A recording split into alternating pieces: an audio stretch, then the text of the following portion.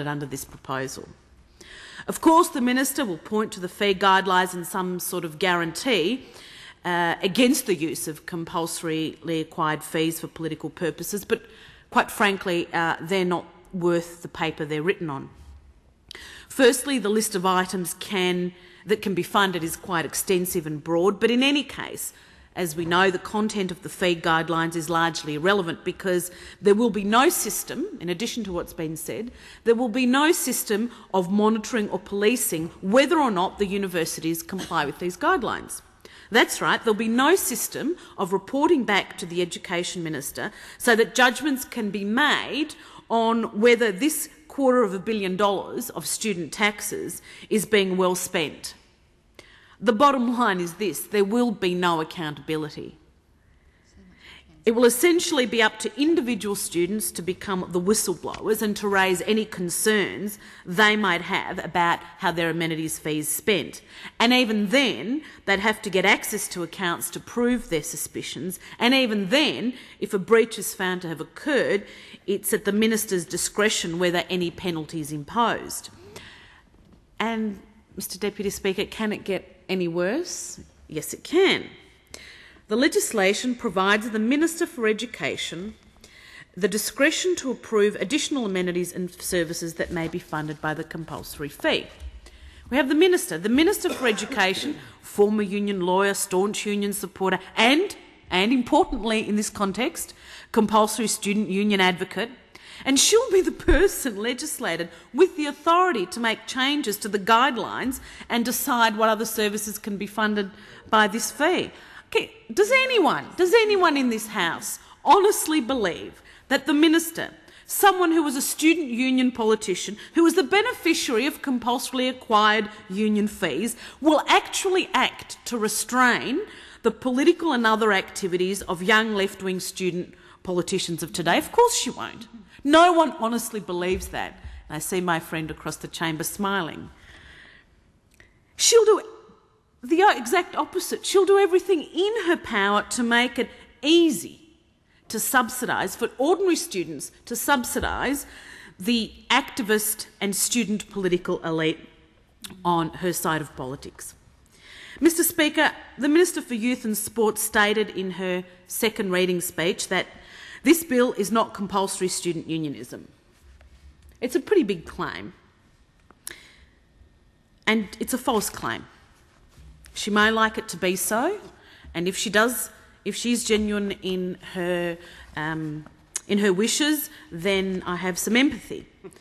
But when a government is bent on imposing a tax on students to pay for amenities and services that a majority of students will probably choose not to use, or in the case of 130,000 external students, may never have the opportunity to use, or will never have a direct say on what sort of services this money should be put toward, then one can only surmise that if it walks like a duck, it quacks like a duck, then it is a duck. This is compulsory student unionism.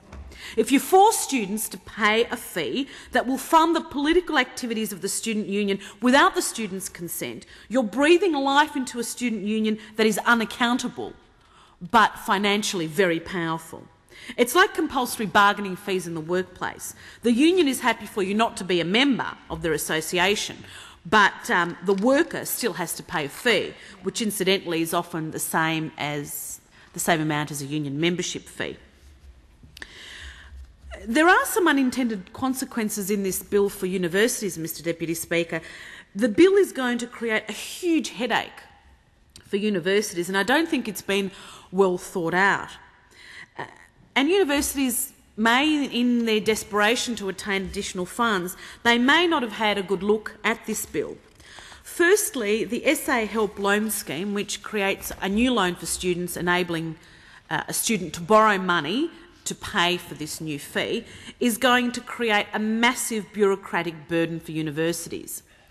Secondly, the new representation and advocacy guidelines place new and unfunded obligations on universities. These obligations were never foreshadowed and disgracefully they're tied to core education funding. So, for example, the draft guidelines already require the education provider to effectively fund resources and infrastructure for student unions. So what could that mean? That could mean officers, salaries, elections, and any other matters that can be considered relevant to the so-called advocacy services. These guidelines are so broadly worded that they could be interpreted to impose virtually any obligation on the university regarding student representation on that campus. And really, what this bill is, it illustrates an extraordinary obsession, perhaps a bit of nostalgia, by the Education Minister and by the Minister for Youth and Sport, perhaps a bit of nostalgia, remembering the good old student days and the fun they had involved in student politics, but an extraordinary obsession to prop up student unions, organisations that currently attract a small minority of members. In addition to every struggling student, we're now going to have university administrations also subsidising the political careers and pet issues of the elite class of student activists.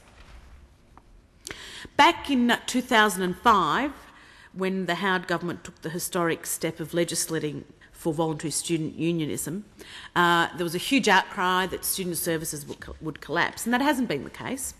It was a historic step for those who believe that freedom of association for students is a fundamental right, for those who believe that students are mature and old enough to decide whether or not they should join a union and can decide where they should allocate their money. The Liberal Party believed then, and still believes now, that people who are, by and large, adults should be free to choose how and what they should spend their hard-earned money on. They shouldn't be forced to pay for a levy for services that they may or may not use. The historic Howard government's voluntary student unionism legislation in 2005 put a stop to the enforcement of no ticket, no start on all university campuses. And it was a great day for many students, many of whom were not politically motivated, many of whom still are not politically motivated, but grateful that they could attend a tertiary institution for the primary purpose of achieving their education without being forced to fork out additional funds to the student union. The bill back in 2005, it put the often exorbitant fees back in the pockets of students, allowing them to decide where that money should be directed. And we've seen since that time significant savings for students. Students on average have saved over $240 a year, and those who have chosen not to become members of student unions have saved on average $318. So we've seen a fall in the cost of union membership, which is a good thing. It forced student unions to be responsive to student demands, make themselves attractive, advocate the reason why students should join them, and also lowered their fee. It's also meant that students' money hasn't been diverted in such a blatant manner to political parties and causes. In that very blatant way we've seen on many occasions over the past few decades, but most recently we saw during the 2004 election, when the National Union of Students spent around $250,000 campaigning against the Howard government. The accusations that voluntary student unionism has led to the collapse of student services is just a bluster of an unrepresentative minority of students, Mr Deputy Speaker.